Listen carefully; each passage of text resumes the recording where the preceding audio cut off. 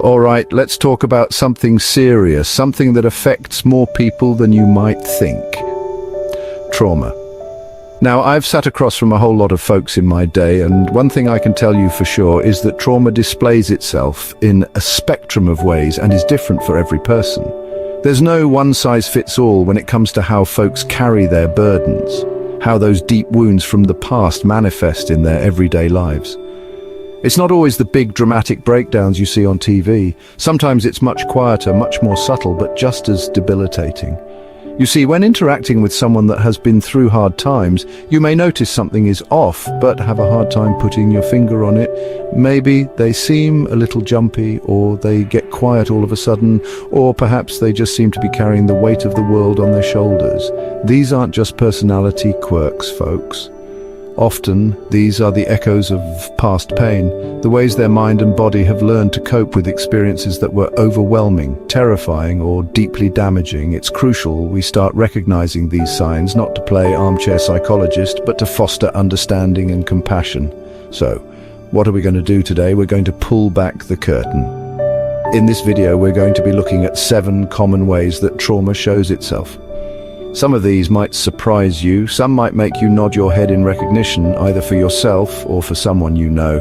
The goal here isn't to diagnose, but to educate, to open up a conversation, and to help you understand that what you might be seeing isn't always what you think it is. It's time to get real about the hidden impact of trauma. First up, let's talk about something that might look a whole lot like social anxiety, but can have much deeper roots: being uncomfortable with people. Now, I'm not just talking about being a little shy or preferring a quiet night in. I'm talking about a genuine, gut-wrenching discomfort when faced with social situations, especially unexpected ones. This isn't about not liking people. It's often about feeling unsafe or overwhelmed around them. And that's a big distinction we need to make if we're going to understand what's really going on beneath the surface. Psychotherapist Katie Gillis, and she's spot on with this, states that people who grew up in unstable and chaotic environments where they constantly had to be on their toes, can carry these patterns right on into their adult lives. Think about it. If your childhood was a minefield of unpredictability where you never knew what was coming next, your nervous system learned to stay in a state of high alert. That doesn't just switch off when you turn 18, folks. It becomes an ingrained response, a default setting that can make everyday interactions feel like a potential threat. So what does this look like in the real world? Well, things like going out in crowded places can become a major source of stress. It's not just the noise or the number of people, it's the feeling of being exposed, of not being able to control the environment or predict what might happen. Every stranger could be a potential trigger. Every loud noise could send their alarm bells ringing. They might feel a desperate need to scan the room, to identify escape routes, all because their past has taught them that the world can be a dangerous place. And it's not just big crowds. Even something as simple as answering phone calls can be a nightmare. Why? Because a ringing phone is an interruption, an unknown demand on their time and attention. They haven't had a chance to prepare, to steel themselves. Who is it? What do they want? Will it be bad news?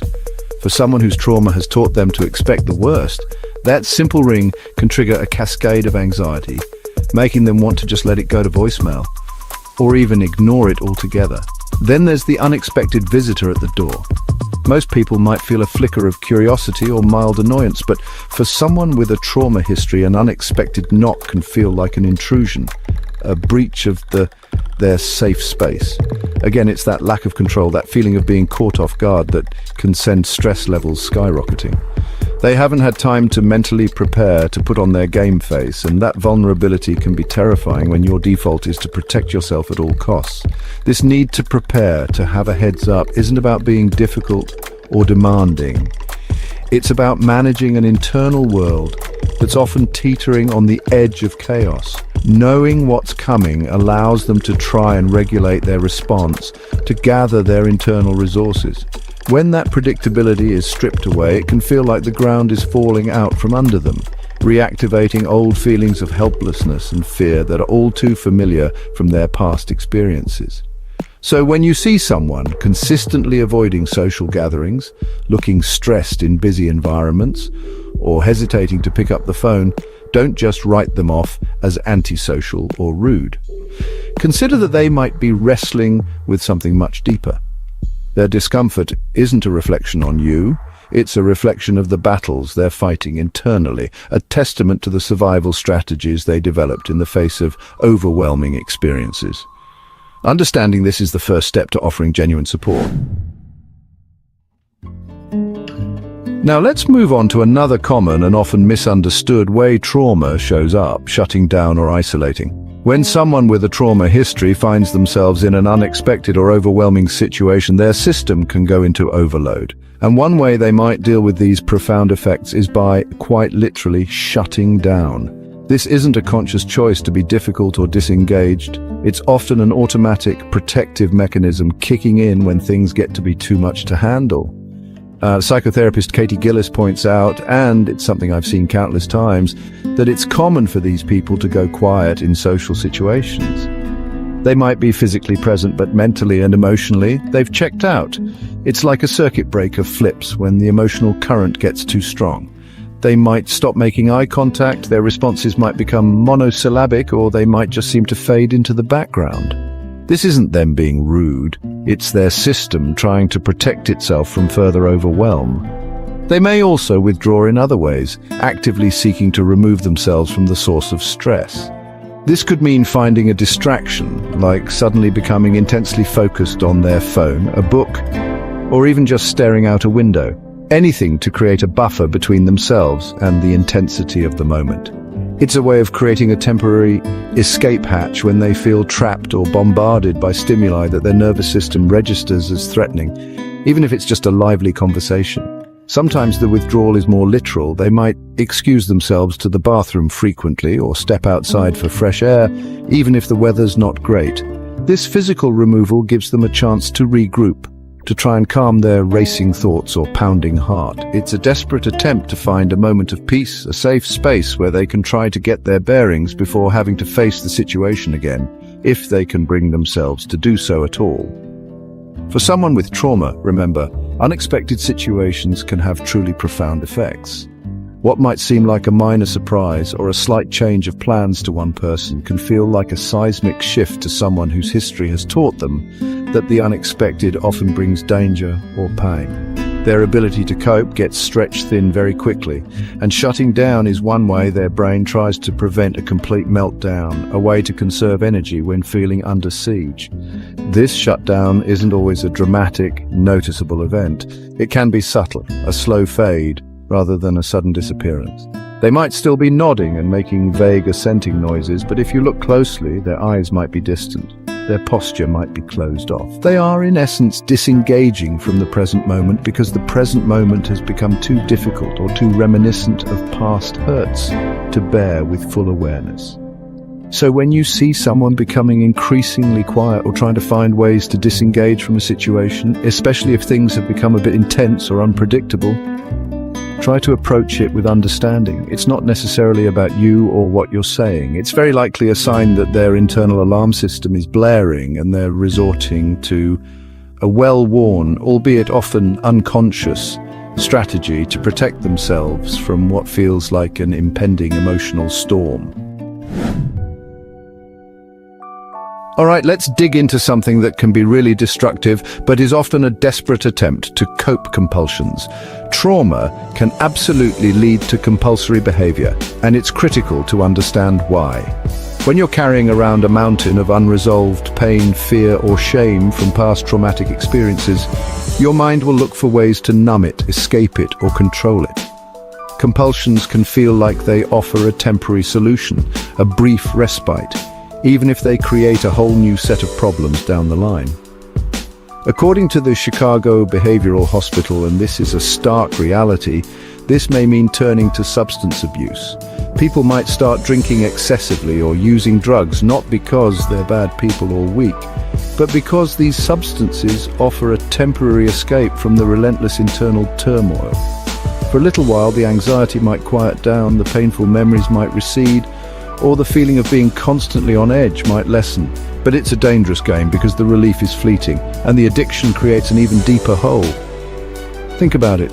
If you're living with the constant hum of anxiety or the flashbacks of a terrifying event.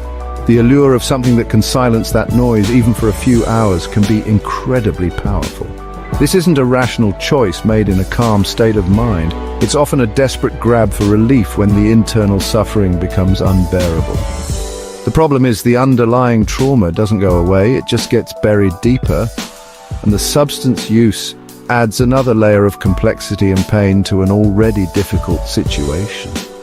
But compulsions aren't limited to drugs and alcohol. Other habits, like overeating, can also become a way to self-soothe or numb out. Food can provide a temporary sense of comfort, a way to fill an emotional void, or a distraction from distressing thoughts and feelings. It becomes a go-to coping mechanism when other, healthier strategies haven't been developed or feel out of reach. The cycle of overeating, feeling shame, and then eating more to cope with that shame is a common and painful one for many struggling with trauma. Psychotherapist Katie Gillis gives another, perhaps less obvious example of a compulsion rooted in trauma. Some people will meticulously maintain a certain level of physical distance from people they interact with. This isn't just about personal space preferences. It can be a rigid, almost unconscious rule they enforce. This compulsion to maintain distance might stem from past experiences where their boundaries were violated, or where closeness led to pain or danger. It's a way of trying to control their environment and protect themselves from perceived threats. Beyond these, think about other repetitive behaviors: obsessive cleaning, constant checking of locks or appliances, excessive exercising, or even workaholism. While some of these might seem productive on the surface, if they're driven by an underlying need to control anxiety or avoid difficult emotions related to trauma, they become compulsions. They are attempts to impose order on a chaotic internal world, to feel a sense of agency when past experiences left them feeling powerless. The key thing to understand here is that these compulsory behaviors, whatever form they take, are often symptoms, not the root problem. They are maladaptive coping mechanisms that have developed in response to overwhelming trauma. Judging someone for these behaviors without understanding the pain that drives them is not only unhelpful, it's unkind. The real work involves addressing the trauma itself, so these desperate attempts to manage the unmanageable are no longer needed. Now, this is something that a lot of folks don't connect, but it's absolutely critical. Your mental health and your physical health are not separate entities. They are deeply, intricately related. When you've been through trauma, it's not just your mind that's affected. Your body often bears the burden too. A Psych Guides article explains how dealing with trauma can manifest itself physically, and these symptoms can be just as debilitating as the emotional ones, sometimes even more so because they're so tangible. You might see someone who just looks constantly drained, pale, and lethargic. This isn't laziness, folks. Living with unresolved trauma is exhausting. The constant state of hypervigilance, the replaying of painful memories, the effort it takes to just get through the day when you're carrying that kind of weight. It saps your energy reserves. Your body is essentially in a prolonged state of stress, and that takes a serious toll on your physical vitality, leaving you feeling depleted and worn out much of the time. Trauma can also have a profound impact on intimacy and sexual health, leading to various sexual problems. This could manifest as a loss of libido, difficulty with arousal or orgasm, or even pain during intercourse. If past trauma involved sexual violation or a betrayal of trust in an intimate context, the body can develop a protective response that shuts down sexual desire or makes physical intimacy feel threatening rather than pleasurable. It's a complex area deeply intertwined with feelings of safety, trust, and bodily autonomy. Then there are the persistent, often unexplained aches and pains. Headaches, muscle tension, back pain, stomach issues. These can all be physical manifestations of chronic stress and unresolved trauma. Your body holds tension, and when you're constantly bracing for impact, either consciously or unconsciously, that tension builds up in your muscles and can lead to chronic pain. Sometimes these physical symptoms are the body's way of screaming for attention when the emotional pain is too overwhelming to acknowledge directly. And let's not forget difficulty sleeping. This is a huge one for people dealing with trauma. It could be trouble falling asleep because their mind is racing, or they're plagued by anxiety. It could be nightmares or night terrors that jolt them awake in a state of panic. Or it might be waking up frequently throughout the night, unable to get back to sleep because their nervous system is stuck in on mode. Quality sleep is essential for physical and mental restoration, and when trauma disrupts that, it creates a vicious cycle. What's particularly challenging is that these physical issues can significantly increase during stressful periods. So, when someone is already struggling mentally and emotionally, their physical symptoms can flare up, making it even harder to function. It's a double whammy. Your mind is in turmoil and your body feels like it's betraying you. This can make it incredibly difficult to engage in daily activities, maintain relationships, or even take steps towards healing. So if you or someone you know is dealing with a host of unexplained physical ailments, especially if they're also showing other signs of emotional distress, consider that trauma might be a contributing factor. These aren't just random symptoms to be treated in isolation. They are often part of a larger picture, a sign that the body is keeping the score, holding on to the impact of past experiences.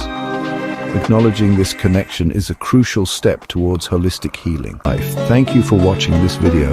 If you enjoyed it or if it made you think, please give it a like and share it with someone you think will benefit from it. And please let us know your thoughts on it in the comments section. Let's keep this conversation going.